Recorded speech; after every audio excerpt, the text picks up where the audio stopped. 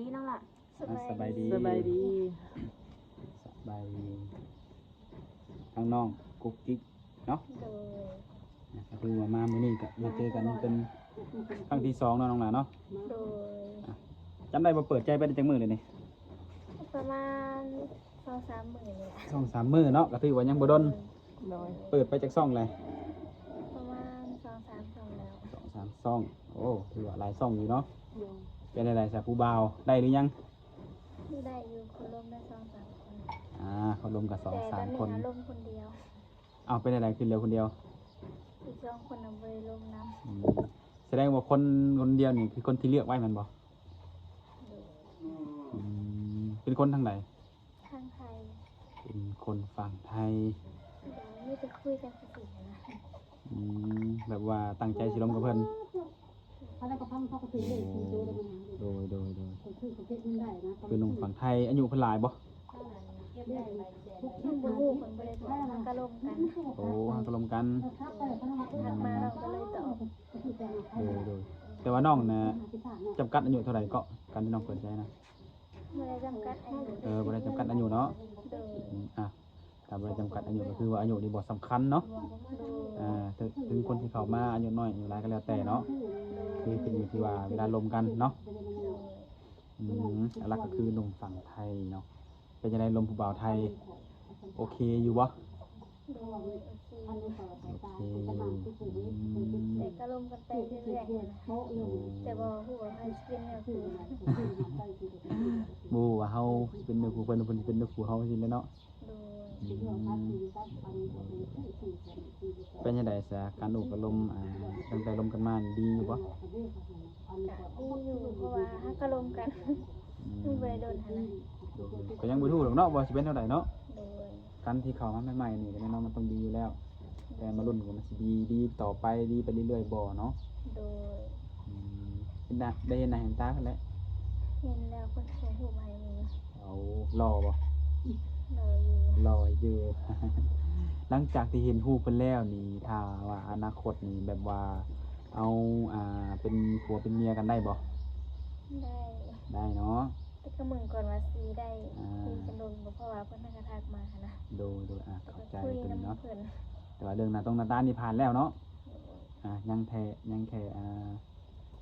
ไงทางจิตใจเนาะ โดย ว่าใจมันสิตรงกันบ่ใจมันสิต่างฝ่ายต่างหับกันได้บ่เนาะ แต่บรรยากาศบ่ได้เสร็จเพิ่นก็เลย บ่นี่บ่ได้ล่มบ่มื้อนี้นะ โดยเพิ่นบ่ได้เสร็จมา เอาขึ้นน้องกระถานแต่เพิ่นแชทมาบ่น้องบ่ได้แชทนะเพิ่นบ่ซะ เพื่อนน้องก็เสร็จหาเพิ่นก่อนเพิ่นบ่ได้เสร็จมา แต่ว่ามื้อนี้ยังบ่ได้ร่วมกัน โดยเพื่อนก็หาได้คือ2 คนอ้างก็ได้ แต่ว่า2คนน่ะคือก็เจ้าเงียบไปเองบ่ซะ โดย โอ้ มีมาตัว ก็ถือว่าตอนนี้เหลือแค่คนเดียว โดย แต่ว่าน้องก็ยังบ่ได้ทันปิดกั้นสถานะตัวเองดี โดย ยังเปิดคือเก่าเนาะ ยังบ่ปิดใจเถื่อ บ่ทันจิตใจเถื่อเนาะ บ่ว่าภาคหน้าว่าสิเป็นอะไร ก็ถือว่าหนุ่มๆเนาะที่เข้ามานำหลังนี่ก็ยังมีสิทธิ์เนาะ โดย นี่แหละสิมาก่อนมาหลังก็มันก็บ่มีความหมายมันเตือนเราทุกคนเนาะถ้าว่าบ่มีเนื้อคู่กันเนาะมันสิมีแต่แค่ว่าค่อยมาก่อนอย่างเดียวกันแหละมาก่อนได้ร่วมกันก่อนแต่ก็ถ้าว่าบ่เป็นเนื้อคู่ก็ต้องแยกย้ายกันคือเก่าเนาะเพิ่นเคยสร้างครอบครัวว่าสากลที่น้องลมทุกมื้อนี้ ยังบ่เคยสร้าง โอ้ก็ถือว่าดีเลยเนาะถ้าคนยังบ่เคยข้างอายุก็สิประมาณ30นี่มั้งบ่ ประมาณ40ปลายบ่ถึงขนาดนี้น้องบ่ได้ฮู้เพราะว่าเพิ่นมาบอกนะ ดูแสดงแล้วแต่เนาะแล้วเรื่องหน้าตานี่ผ่านแล้วเรื่องหน้าตาเนี่ย โดย นั่นแค่นิสัยเนาะนิสัยจิตใจเนี่ยมันสิเข้ากันได้บ่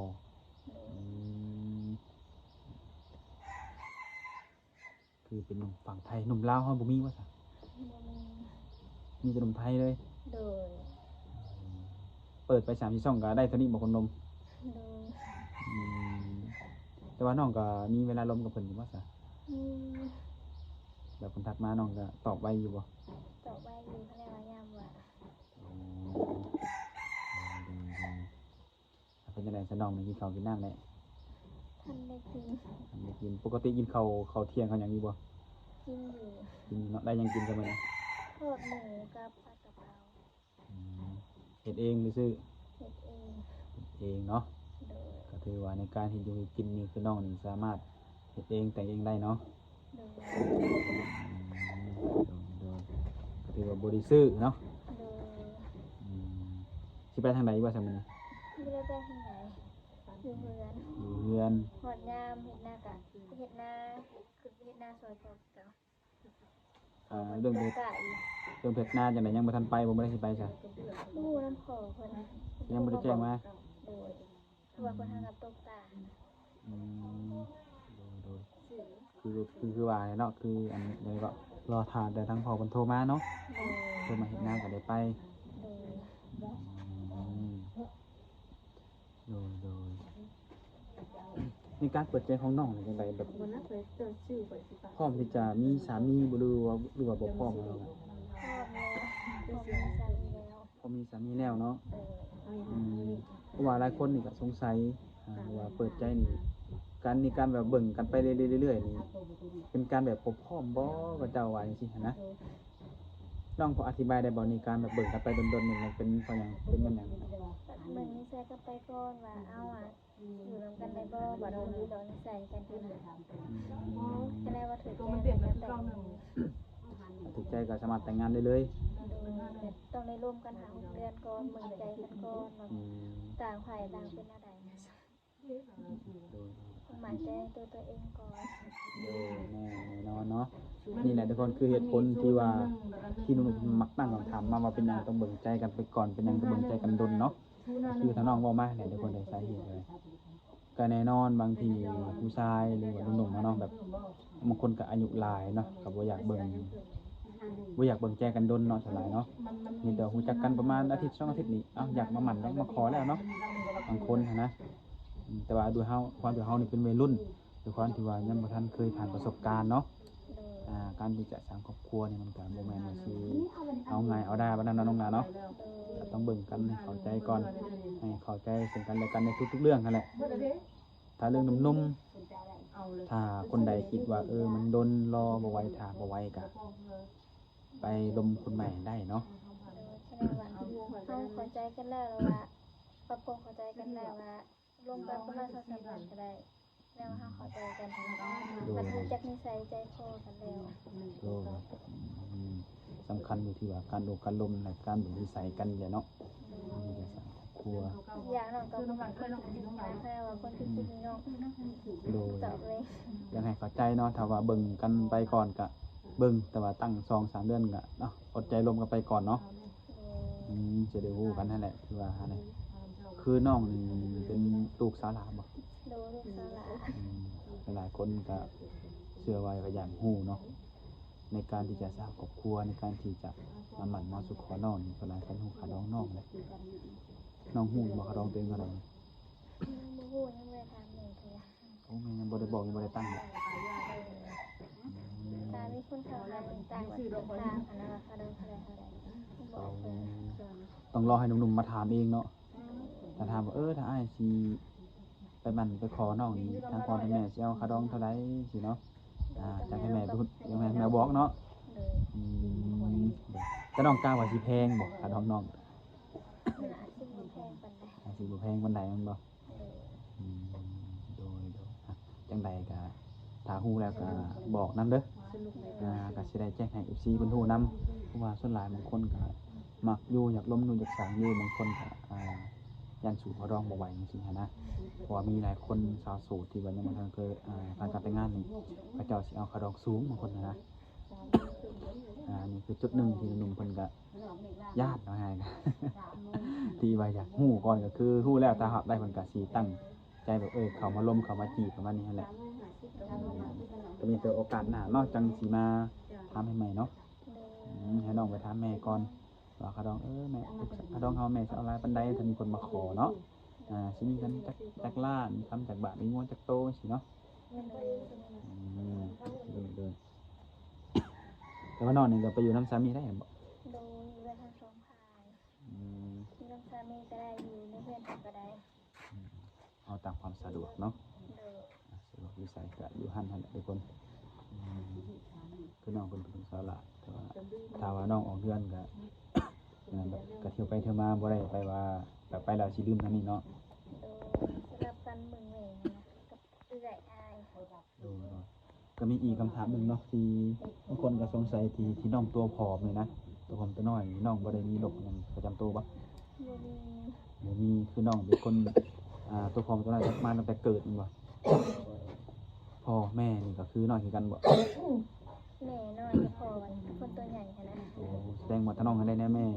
โดย โอ้ แล้วเชื่ออะไรน้องก็บ่กินข้าวนำนะ อืมบางคนก็ว่าจังไดญาติบางคนก็น้อยญาติก็น้องตัวผอมตัวน้อยแบบว่าบางจังซี่หันนะญาติว่าน้องมีโรคประจำตัวบ่มีโรคเป็นนั่นเป็นนี่บ่จังซี่หันนะญาติว่าเข้ามาร่วมเพิ่นสิได้ผัวหยังผัวน้องหยังคนก็ญาติแบบนี้หันนะนี่คือเป็นคำถามจากหนุ่มเพิ่นฝากให้ทางบ่าวแซ่บมาถามให้นั่นแหละเมื่อนั้นก็ลืมถามน้องมื้อเปิดคลิปมื้อแรกอะมื้อนี้ก็สิมาถามให้เพิ่นก็คือบ่มีโรคหยังเนาะเป็นคนตัวน้อยตัวบางมาแต่เกิดเนาะก็คือได้แนวแม่เป็นแม่กับตัวน้อยเป็นแบบเนาะทุกคนก็คือสิให้ห่วงกันนี่แต่ว่าเปิดใจเข้ามารวมกันให้แหละทุกคนเพราะว่าสิเป็นน้องกุ๊กกิ๊กหรือว่าหนุ่มโสดสิเป็นหนุ่มไทยหนุ่มลาวก็ตามเนาะ โดยสามารถทักมาได้โอ้กันได้ ดูนั่นแหละชมกันไปเบิ่งใจกันไปศึกษากันไปเรื่อยๆเนาะจนหู้นิสัยใจคอกันแท้จริงเพิ่นแหละจนว่าฮู้ว่าน้องนี่มักแบบนี้ถ้าน้องก็ฮู้ว่าอ้ายเพิ่นมักแบบนั้นก็สิได้ปรับปรุงเข้าหากันเนาะ โดย นั่นแหละคือน้องก็บ่ได้มีข้อจำกัดหยังมากมายบ่ในเรื่องของผู้ชายนี่ หนึ่งคือน้องมาหมักคนจี้จี้จุกจิกสองคือบ่ให้กินเหล้ากินเบียร์ยากับบ่ให้สูบแปลว่าโดนกินเถื่อได้เบียร์แล้วแต่กินผู้เดียวน้องมัน คือได้ซื้อได้ตัวนั้น ก็ด้วยให้ว่าจะต้องบ่ได้จิบหนึงก็บ่ได้บ่แม่นเนาะบางทีแบบสมมุติว่ามื้อใดมื้อหนึงมาอยู่นํกันเนาะไปหาหมู่อ้าวให้กึบจักจอกนี่ก็ได้อยู่เนาะไปอีกกึบจักจอกนี่ก็ได้อยู่สิหั่นนะ โดนออกไปกินเถื่อได้มื้อนี้บ่ได้ ดูก็อยากให้เข้าใจในจุดนี้คือกันเนาะทุกคน โดยคนจี้จี้จุกจิกคือกันน้องบ่มักนะคือเวลาน้องบอกไปนั่นไปนี่ก็คือทำได้คำนั้นหั่นนะบ่ให้จี้จี้จุกจิกน้อง สำหรับแบบน้องไปเวียกกันเด้อไปเวียกหยังไปกับไผไปเฮ็ดหยังจังซี่บ่คือน้องบ่มักแบบนี้เนาะ คันว่ายามน้องบ่ว่างน้องก็สิบอกมองบอกแล้วเพิ่นก็ยังจะจี้จี้จุกจิก สักมันเว้ามีการเว้าใส่ว่าหยังพร้อมบ่ โดยน้องบ่มักบ่คือเวลาน้องเว้าหยังออกไปก็คือตามนั้นเลย ถ้าว่าขาเวียกก็คือขาเวียกเนาะ โดย แต่บางเวียกสิตอบสิคุยเองเนาะ โดย แต่ดีทุกคนที่น้องบอกดีกว่าที่คุยกันดีๆเงียบกึบหายไปมาตอบอีกทีเนาะให้เข้าใจกันทุกคนเนาะเพราะว่าคนเฮาก็ต้องมีเวียกมีงานเฮ็ดอยู่แล้วเนาะ คือยามนี้กันยามผมเถื่อน้องก็บ่ได้โทรศัพท์แบบพาแตกพาหลงนะบ่กล้าเล่น อยู่บ้านเฮาก็สิบ่มีเพกาลินเนาะเวลาฟ้าห้องบ่มีฟ้าเดือนไฟยังมาเนาะฝนตกเนาะเป็นหลายญาติบ้านเฮาลินบ่ได้มันก็สิมีความแตกต่างกันกับคนอยู่ประเทศอื่นเนาะบางประเทศนี่ก็ฟ้าแตกเติมกับเจ้าก็ลินก็มีแต่แตกต่างจากบ้านเฮาเนาะ โดยบ้านเฮาบ่ได้ถ้าลินไม่ฟ้าผ่า ได้ยินตีแต่บ่ได้ยินเสียงมันปิดเครื่องเนาะบ้านเฮาก็มีแต่ว่าเลยคนคือน้องกิ๊กมาในมื้อนี้อัปเดตเพิ่นก็เป็นครั้งที่2หลังจากเพิ่นเปิดใจใหม่เนาะก็ถือว่าปัจจุบันนี้เพิ่นมีคนคุยอยู่คนนึงเนาะก็ยังบ่ได้ถึงกันว่าสิปักหลักปักฐานเนาะการอยู่ในช่วงเบิ่งใจกันแล้วก็ถ้าว่าน้องโสดผู้ใดเข้ามาคลิปนี้อยากลมอยากโอ้ลงน้องหรืออยากรู้จักน้องก็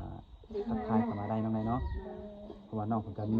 มีไลน์บ่ โดยมีหลายที่เหนียวแอบ มีไลน์กับ WhatsApp เนาะคนให้หนุ่มแต่ว่าถ้าว่าผู้ใดลิงก์เฟซก็ถ้าน้องเพิ่นก็บ่ได้สะดวกลิงก์บ่ โดยบ่เคยลินเป็นเท่าไหร่ มีแต่ไปสมัครไลน์สมัครแอปมาเนาะถ้าว่าอยากคุยเนาะหรือว่าถ้าว่าบางคนบ่ได้แนบแต่ว่าอยากใช้แบบโทรทางเบอร์นี่ได้สะดวกอยู่บ่ทางน้องแต่มันก็จะมีข้อเสียหนึงบ่ได้เห็นหน้าเห็นตากันเนาะมันก็จะได้ยินแต่เสียงกัน โดยก็แล้วแต่เนาะตามแต่ผู้สะดวกทุกคนเนาะการโทรการแชทนั่นก็แล้วแต่ถ้าหากว่าแชทมาแล้วตอบมาแล้วถ้าน้องเพิ่นว่างเพิ่นสิตอบบ่ให้ว่าแชทมาปุ๊บให้ตอบปั๊บนี่ก็มันก็ มันไปบ่ได้ คนเฮาก็มียามว่างแน่ยามเฮ็ดแน่เวลามันบ่ตรงกัน โดยเข้าใจเพราะว่าเฮาก็บ่ได้มีแอดมินส่วนตัวเนาะเพราะว่าเฮาเป็นคุยเองแชทเองตอบเองเนาะ จังไดก็ฝากหนุ่มๆเนาะสิเป็นหนุ่มเก่าหนุ่มใหม่ก็แล้วก็ตามทุกคนเนาะที่อยากอยากลงกับน้องกุ๊กกิ๊กอยู่ด้วยอยากให้น้องกิ๊กไปเป็นคู่ชีวิตก็ขั้นตอนแรกก็คือต้องเอาชนะใจกันให้ได้ก่อนบ่ว่าสิเป็นทางน้องกิ๊กหรือว่าสิเป็นทางหนุ่มโสดก็คือกันเนาะต่างฝ่ายต่างเอาชนะใจกันก็คือต้องให้เขาเข้าใจกันในทุกๆเรื่องเนาะจังไดก็ขอให้น้องสมัครสมัครในครั้งมีหนุ่มเข้ามาเนาะขอให้เจอคนดีๆคนที่ใช่ให้แหละทางน้องมื้อนี้ก็มาอัปเดตก็ถือว่าสิเอาไว้ซำนี้ก่อนเนาะไว้โอกาสหน้าจังหวะกันใหม่น้องหลาเนาะโอเคสบายดี เอามาก่อน